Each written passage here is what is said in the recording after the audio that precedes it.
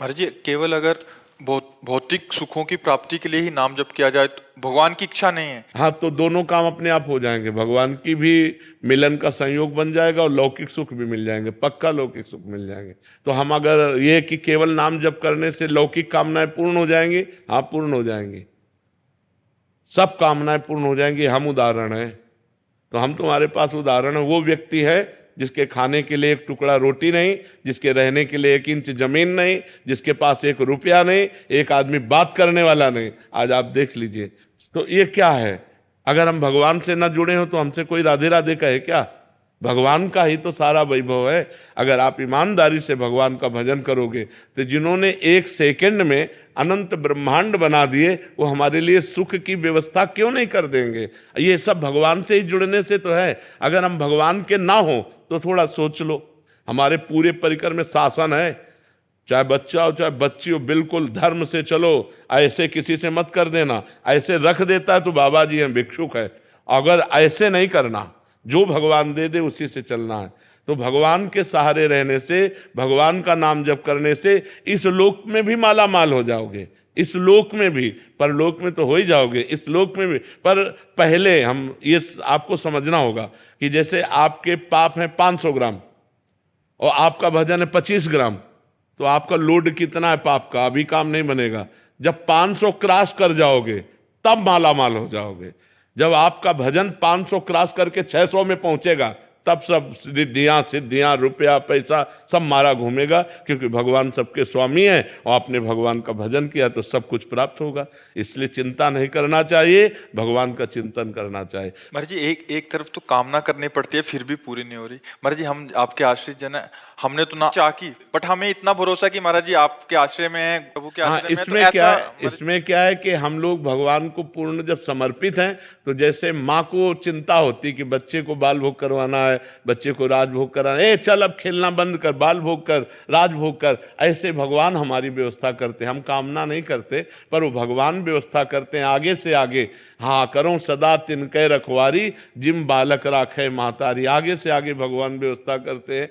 बिल्कुल निश्चिंत हो जाओ, बिल्कुल निर्भय हो जाओ, भगवान तुम्हें बहुत प्यार करते हैं। पर बस भगवान का भजन करो, तब भजन नहीं करोगे तो समझ नहीं पाओगे, भगवान के प्यार को नहीं समझ। भगवान के बिना शांति नहीं है। देखो, जैसे लोग पशुओं को भूंज भूंज के खाते हैं, हम कहते हैं दया करो इन जीवों पर, तुम ऐसा पाप कर रहे हो, तुम्हें भूंज देगा काल। आप शराब मत पियो, बहन बेटियों की तरफ गंदी बातें मत करो, नाम जप करो, परोपकार करो, अभी आनंद आने लगेगा। अब लोग पाप कर्म करते हैं और चाहते सुख है, तो कैसे मिल पाएगा? गंदे आचरण करोगे, पाप कर्म करोगे तो सुख कैसे मिल पाएगा? उर्मिला जी अहमदाबाद से। राधे राधे महाराज जी। महाराज जी, हमें भगवान से संसारिक सुख मांगने की प्रार्थना करनी चाहिए? जरूर। हम संसार में हैं, अगर हमारे अंदर कोई आकांक्षा है तो अन्य से ना कहकर भगवान से कहना चाहिए। भगवान ने 4 प्रकार के भक्त बताए हैं, आर्त, अर्थार्थी, जिज्ञासु और ज्ञानी। आर्त, संकट निवृत्ति के लिए केवल भगवान का आश्रय।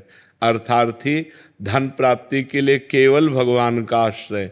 जिज्ञासु, अपने आप को भगवान के चरणों में समर्पित करने के लिए जो ज्ञान चाहिए, हमारी हर जिज्ञासा की पूर्ति जगत गुरु भगवान से। और ज्ञानी, जो भगवान में अभेद हो चुका है, जो भगवत स्वरूप हो चुका है, ब्रह्मविद ब्रह्म भवति।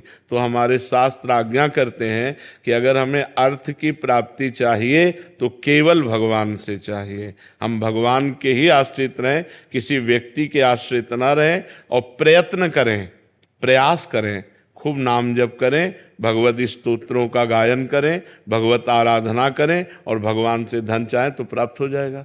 पर ध्यान रहे, जब तक पाप रहेगा तब तक नहीं प्राप्त होगा। जब आपका पाप क्षय पहले करेगा नाम जप, तब आपको प्राप्ति होगी। केवल कामना करने से धन की प्राप्ति नहीं होगी। देखो, पद की प्राप्ति ध्रुव जी के मन में आई तो जाकर तपस्या की मधुवन में, मथुरा में आकर तब प्राप्त हुआ। ऐसे कुछ नहीं प्राप्त हो जाता। आपके पास तप हो, आपके पास भजन हो, आपके पास साधना हो, तब आपकी कामना पूर्ण होगी। आप व्रत, नियम, संयम, तपस्या, भजन इनको स्वीकार करें, कामना करें या न करें, आपको सुख घेर लेगा। और आप ये सब ना करें तो लाख कामना करते रहो, किसी मंदिर में जाके ऐसे पूर्ण होने वाली है क्या?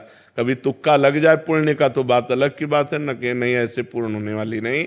बकाया जरूरी है हमारी आवश्यकताओं की पूर्ति के लिए हम अपने भगवान से प्रार्थना करें और साधन करें, नाम जप करें, व्रत करें, स्तोत्रों का पाठ करें, तो भगवान कृपा करेंगे, हमारी कामना पूर्ण हो जाएगी। महाराज जी अलग अलग कर्म स्वरूप अलग अलग फल मिलता है महाराज जी। जैसे कोई अच्छा पुण्य कार्य कर दिया, प्याऊ लगा दिया है, भंडारा, जैसे जो धनी पुरुष है महाराज जी उन्होंने भी तो पाप किए होंगे महाराज जी। हाँ, तो इनको पाप का फल मिलेगा। हाँ, पाप का फल मिलेगा। अभी पुण्य का फल चल रहा है, इसलिए नहीं विध्वंस हो जाएंगे। जो पाप करेंगे चाहे जितने बड़े धनी हो, मिट्टी में मिल जाएंगे। रावण की खोपड़ी को अपनी गोद में रखकर मंदोदरी कहती, राम विमुख सहाल तुम्हारा, रहा नको कुल रोवन हारा। उससे बड़ा विद्वान, उससे बड़ा धनी, उससे बड़ा बलवान कौन हो सकता है? मिट्टी में मिला दिया भगवान ने। इसीलिए चाहे जितने बड़े तुम आज धनी हो, पुण्य के प्रताप से हो, और अगर आज मतवालापन करोगे, पाप करोगे, तो कल तुम नष्ट हो जाओगे, न लोक के रहोगे न परलोक के रहोगे। इसलिए धर्म से चलना चाहिए। वर्तमान के सुख दुख को देखकर प्रभावित नहीं होना चाहिए। कोई धर्म में चल रहा है, दुखी दिखाई दे रहा है, उसका पूर्व का पाप चल रहा है, वर्तमान में बहुत अच्छा चल रहा है। कोई वर्तमान में बहुत गलत चल रहा है और सफलता को प्राप्त हो रहा है, तो उसका पुण्य काम कर रहा है, लेकिन वर्तमान का कर्म जब फल देगा तो नष्ट हो जाएगा, क्योंकि वर्तमान में वो गलत कर रहा है, अधर्म कर रहा है।